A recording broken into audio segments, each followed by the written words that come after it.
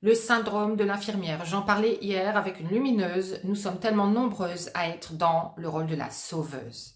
Le rôle de celle qui est là pour l'autre, qui le comprend, qui va se mettre à sa place, qui va être là en toutes circonstances, qui va avoir toutes les réponses à toutes les questions, qui va avoir sa petite panoplie, qui est parfaite, prête à répondre à chaque fois que l'autre a un besoin.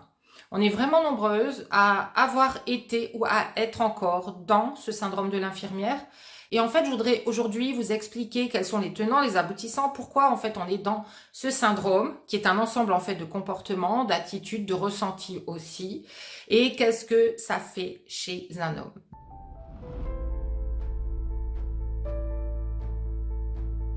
Alors tout d'abord, quand on est dans ce syndrome de l'infirmière, dans ce rôle de la sauveuse, en fait, eh bien on est là pour l'autre. On est là pour l'autre, notre attention est dirigée vers l'autre, nos actions sont dirigées vers l'autre, pour l'aider, pour le mettre dans le confort, pour avoir réponse donc quand il y a un besoin de l'extérieur. Et on va s'assurer de combler ce besoin, on va s'assurer d'être la personne qu'il faut, la personne qui réagit, la personne qui a la solution. Et en fait, il y a une notion, quand on est dans ce syndrome, de se sacrifier, d'être dans le sacrifice de soi. On est là pour sauver l'autre. Pendant longtemps, j'ai eu une image au-dessus de mon bureau, c'était il y a au moins 12 ans. Il y avait une image au-dessus de mon bureau où était représentée une sorte de guerrière. Vous savez, la femme avec sa longue tresse, avec le carquois, les flèches, et elle était agenouillée devant un homme qui était gisant, en fait, devant elle, au bord des vagues. C'était au bord de la mer, cette image, et il était gisant dans les vagues. Elle était là à prendre soin de lui, à le sauver, entre guillemets. En tout cas, c'est ce que cette image représentait.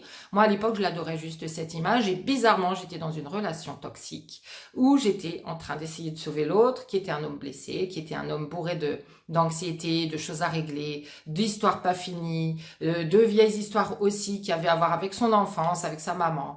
Et donc, j'étais en fait dans la symbolique d'être cette sauveuse pour lui, et donc d'être pour lui quelque part une infirmière. Et donc, j'étais purement dans ce syndrome de l'infirmière. Je ne me rendais pas compte, aujourd'hui je peux le voir vraiment de façon évidente. Et on est donc nombreuses à vivre ce syndrome.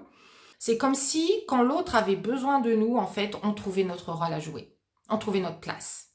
Et en fait, inconsciemment, quand on est dans ce syndrome, il y a une recherche d'être importante pour l'autre, d'avoir un rôle important pour l'autre. Et en fait, il y a quelque part un besoin de devenir indispensable. Et si on a ce besoin de devenir indispensable, c'est que derrière, en fait, ça pourrait peut-être nous garantir effectivement que parce qu'on est indispensable, on est nécessaire et on ne pourra pas nous dire « Ah bah non, j'ai pas besoin de toi ». On va plutôt nous dire « Ah, t'es formidable, j'ai besoin de toi, c'est génial de t'avoir dans ma vie, t'es vraiment importante pour moi, regarde tout ce que tu fais pour moi, c'est incroyable, tu es super importante ». Le problème, c'est que quand on est dans cet espace-là, on n'est pas purement dans le don, on est dans le donner pour recevoir la validation, pour recevoir l'attention, pour recevoir la bienveillance, pour recevoir ce retour qui nous dit que on est une bonne personne, que on est vraiment adorable, qu'on est vraiment là pour l'autre. Et donc, c'est toujours cette notion d'être importante pour l'autre. Donc, il y a quelque chose qui n'est pas aligné, qui n'est pas sain dans cette démarche, mais c'est une démarche inconsciente dont souvent on ne se rend pas compte. C'est pour ça que je suis là pour en parler sur cette vidéo. Mais ce dont on ne se rend pas compte aussi, c'est que quand on est dans cet espace-là, eh bien, on est en train de tout donner pour l'autre, de le mettre dans le confort, de faire tout ce qu'il faut pour que il aille bien, qu'il se sente bien, qu'il se sente complètement à l'aise. Et en fait, on est dans le sacrifice de soi, bien souvent. On s'oublie soi-même pour l'autre. Et en fait, ça démarre de là. Le syndrome de l'infirmière ne vient pas en amont, il le vient après. Quand on est à la base quelqu'un qui fait les choses pour l'autre, pour l'extérieur, qui est habitué à répondre aux besoins de l'extérieur, qui a appris à s'oublier, eh bien facilement on tombe dans ce syndrome de l'infirmière. Donc qu'est-ce que ça fait dans la réalité? Eh bien ça fait que l'autre va avoir le sentiment qu'il est tout pour vous, qu'il est hyper important, qu'il est plus important pour vous que vous-même, pour vous-même. Et si vous êtes dans cette énergie, peut-être que vous allez entourer, que vous allez être patiente, que vous allez peut-être donner des excuses à l'autre, parce que oui, vous comprenez, vous le mettez dans le coton, vous le mettez dans le confort, oui, vous comprenez que quelque part il avait des excuses et qu'il y a des choses qui vont pas, donc vous pouvez attendre vous-même.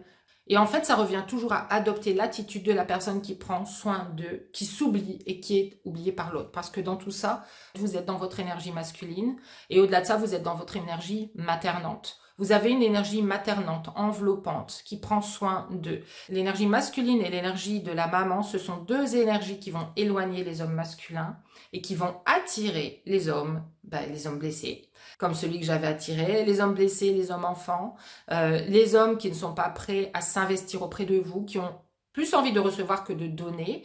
Et en fait, ce sont des personnes qui vont peut-être bien s'entendre avec vous, mais vous verrez qu'avec ces personnes, vous ne serez jamais comblés. Et que si vous êtes comblé, c'est au moment où vous faites quelque chose et non pas au moment où vous recevez. Donc, il y a plusieurs aspects à développer à partir de maintenant. La première chose, c'est d'apprendre à écouter vos besoins aussi à vous. C'est d'apprendre à recevoir, c'est d'apprendre à accepter que l'autre vienne vers vous sans avoir à faire en retour, sans avoir à payer un prix quelque part parce qu'on vous donne. Et en fait, on a tellement appris à donner, à être là pour l'autre, à mettre l'autre au centre. Et en fait, on a cette tendance à s'oublier.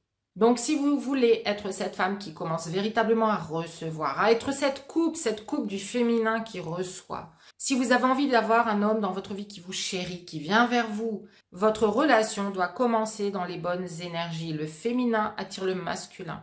Si vous commencez une relation en étant là pour l'autre, en étant là aux petits soins, en étant là pour combler tous ses besoins, vous allez voir que vous allez créer une dynamique où vous attirez ces hommes qui reçoivent et non pas ces hommes qui donnent. Ces hommes qui vous conquièrent, ces hommes qui s'investissent dans une relation. Et à long terme, vous allez voir que finalement, que ce soit un homme qui est dans son énergie féminine ou masculine, dans la mesure où vous êtes dans le syndrome de l'infirmière perpétuellement, que vous êtes toujours en train de le materner ou alors d'être là pour lui ou de devancer même ses besoins, de les anticiper, vous allez voir qu'au bout d'un moment, aucun homme ne va rester dans votre vie. Parce qu'en fait, vous n'êtes pas en train de mettre en valeur leur énergie masculine. Et comme ça, il y a beaucoup de personnes que j'ai entendu me dire « Oui Stéphanie, j'étais là pour lui, j'ai fait tellement dans mon couple et au bout du compte, il est parti avec une autre qui en fait beaucoup moins que moi et dont il est complètement amoureux et ils vont se marier. Et je les ai croisés bras dessous et ils avaient l'air super heureux, ils avaient l'air super amoureux et ça m'a brisé le cœur. » Oui, parce que vous n'êtes pas aujourd'hui dans la bonne énergie si vous êtes dans ce fameux syndrome de l'infirmière. Donc, ce que je vous invite à faire, c'est justement de revenir vous-même à ce féminin. De revenir donc au fait de recevoir, de revenir à votre état de réception.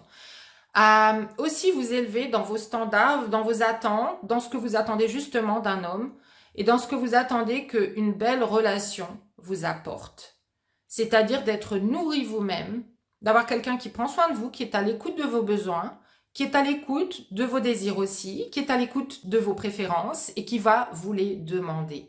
Donc, vous pouvez tout à fait être cette femme qui est d'un homme. On dit toujours que derrière chaque grand homme, il y a une femme qui est très très importante à ses côtés et c'est la vérité. Vous pouvez être là pour un homme, moi je suis là pour mon chéri, quand il y a besoin de moi je suis là, je prends soin de lui quand je vois qu'il n'est pas en forme, mais je ne suis pas là pour le guérir, je ne suis pas là pour le soigner, je ne suis pas là pour anticiper ses besoins. C'est un homme qui sait se prendre en charge tout seul, qui n'a pas besoin d'une infirmière, sauf si, voilà, cas exceptionnel, évidemment que je suis là pour lui. Mais en fait, le syndrome de l'infirmière induit que c'est un automatisme chez soi d'être là pour l'autre et de mettre l'autre au centre. Moi, je ne mets pas mon compagnon au centre de ma vie. Je suis au centre de ma vie, il est au centre de la sienne. On est là pour l'autre quand l'un a besoin de l'autre, mais ce n'est pas un mode de relation. C'est quelque chose d'humain qui se passe entre deux personnes qui s'aiment et qui est tout à fait normal à ce moment-là. Donc, il y a une façon d'être là pour un homme. C'est ce que je vous apprends dans le programme Trouver l'amour. Il y a une façon d'être là pour un homme. Il y a une façon de aussi donner ce que vous avez à donner tout en valorisant ce que vous avez à donner pour que ce soit reçu comme un cadeau, comme quelque chose qui est vraiment un gros plus, comme quelque chose qui est une bénédiction. Vous savez, vous avez déjà ressenti ça avec un homme. Quand il vient vers vous, quand il vous offre des fleurs, vous invite au restaurant, vous ressentez le bonheur que ça vous fait. Vous savez la valeur de ce qui vous est donné. Le problème, c'est que vous-même ne savez pas donner ce que vous avez à donner en tant que femme d'une façon qui fait qu'un homme va percevoir toute la valeur de ce que vous donnez. Parce que vous donnez sans qu'il y ait de règles, vous donnez sans savoir par qui c'est reçu et de quelle façon c'est reçu. Et surtout, vous ne savez pas valoriser ce que vous donnez en le donnant d'une certaine façon. Avec conscience, en respectant vos valeurs, en respectant vos standards et en respectant vous-même ce que vous donnez. C'est-à-dire aussi ne pas donner pour donner, mais donner quand vous savez pourquoi vous donnez. Vous n'avez pas donné parce que vous pouvez donner. Tout comme je dis toujours, c'est pas parce que vous pouvez faire quelque chose que vous devez le faire. Être une bonne personne, ce n'est pas faire tout le temps pour l'autre. Être une bonne personne, c'est d'abord être une bonne personne pour soi-même, se respecter soi-même d'abord. Et à partir de là, les autres vont vous respecter. Si vous vous donnez à vous d'abord, vous allez voir que on va vous donner de l'extérieur beaucoup plus. Si vous vous aimez encore plus, vous allez voir que vous allez être aimé encore plus par l'extérieur. Tout part de vous, de votre relation à vous-même. Donc, si vous deviez être une infirmière pour quelqu'un aujourd'hui, eh bien, je vous propose de l'être pour vous-même. De vous écouter vraiment, d'écouter vos désirs, d'écouter vos besoins, de les combler d'abord avant de combler les besoins de l'autre.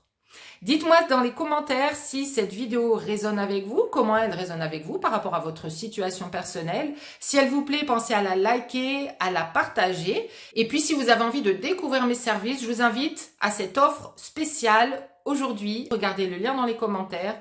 Vous allez avoir accès à un programme, à une offre très très spéciale qui va vous permettre justement de commencer ce travail à la fois d'introspection et à la fois de vous reconnecter à l'amour vrai. L'amour qui n'est pas un amour dans lequel on doit donner pour recevoir, dans lequel on doit changer qui on est, dans lequel on doit prouver que être validé d'abord pour recevoir l'amour. Non, vous avez droit à l'amour.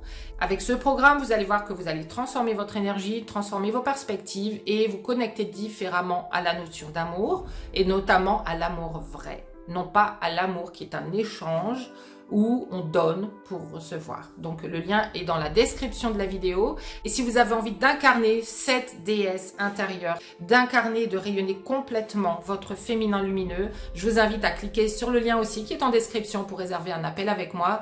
Nous allons dans un premier temps analyser votre situation dans les détails. Je vais vous dire ce qui bloque dans votre vie amoureuse et on verra ensemble quelle est la meilleure formule pour vous pour avoir des résultats dans le plus bref délai et manifester votre plus belle relation amoureuse. Je vous souhaite une excellente et lumineuse journée et je vous dis à très bientôt. Ciao!